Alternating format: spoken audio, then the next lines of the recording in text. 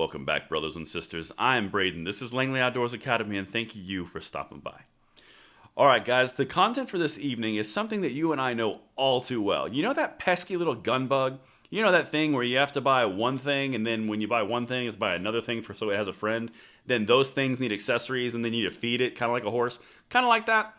Well, it turns out we're not the only ones that are exhibiting this symptom.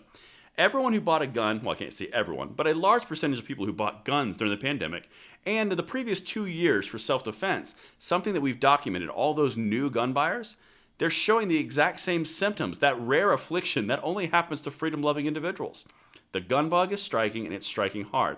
It's going to have direct impacts on supply chains, freedom of rights across the board. This is amazing. I cannot wait to share it with you. It's going to be linked in the description box below. I'm going to do a quick read from our sponsor, and then I'm going to show you everything that I'm talking about, because this has amazing ramifications for us. All right, so have you ever thought about making a living in the firearms industry? If you enjoy gun repair, ballistics, and learning about firearms, Sonoran Desert Institute might just be a good fit for you. To find out more about SDI, visit sdi.edu in the link below in the description box. And thank you so much to SDI for making these videos possible. Now, guys, what we're going to talk about today is specifically, as I mentioned in the intro, the people who have bought guns for the first time are showing signs of the gun bug. And if you own guns, you know what I'm talking about. And if you don't, one day you will, because you can buy your first gun. All right. So this is inside an article which is very interesting and very accurate to what we're going through right now.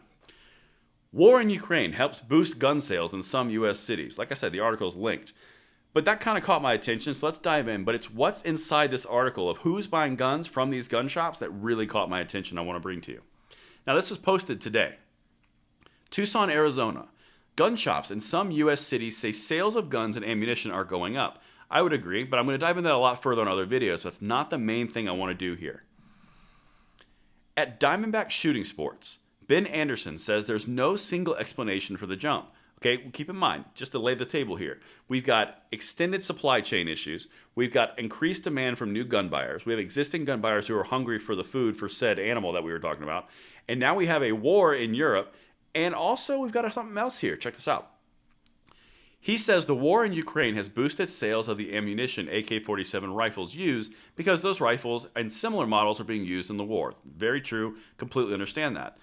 That makes people who own AK-style rifles in the U.S. worried the ammunition they use could become scarce. Like I said, I'll go deeper into another video on this, and that is a similar, that's like a legitimate worry, right? To be honest, if this thing pops off much worse than it is, you're going to have all kinds of scarcities, but we'll dive into that in another thing. But it's the next part that's putting additional pressure on the actual supply chain that I wanted to bring to you. This is really powerful, guys. Anderson says the pandemic prompted some people to buy guns, and they may be adding additional weapons now. That's the gun bug. That's exactly what that is. Here's an example of what they're seeing. Quote, a lot of times now where we had the big rush of first-time gun owners during the COVID times, which is what we talked about on this channel a lot, and now what we're seeing is those individuals that purchase a pistol, a rifle, or a shotgun are now coming back in for an alternate firearm, Anderson said. Interesting. Quote, so if they purchased a pistol, they're here for a shotgun. If they purchased a rifle, they're here for a pistol, etc. They've got the gun bug. Now, if you keep that in, if you correlate it across all the people in the demographics who bought guns for the first time, minorities and women were a very large part of that. They're now coming back and buying additional firearms because the fear and the mystique has been dispelled. Understand what that means for our gun rights, for the activism that is now within them. They've got more than one gun in the home. They've gone from 0 to 2 to 3 to 4 guns, all embracing their Second Amendment rights. And that's putting additional pressure on the supply chain, of course. But think about that. You had 20% of the 30 million buyers in I believe it was 2021, that had never bought a gun before. Now they're coming back for more additional firearms. We are growing, guys, and we are growing in areas that the Democrats never expected us to grow at all. And that's why I wanted to bring this to you.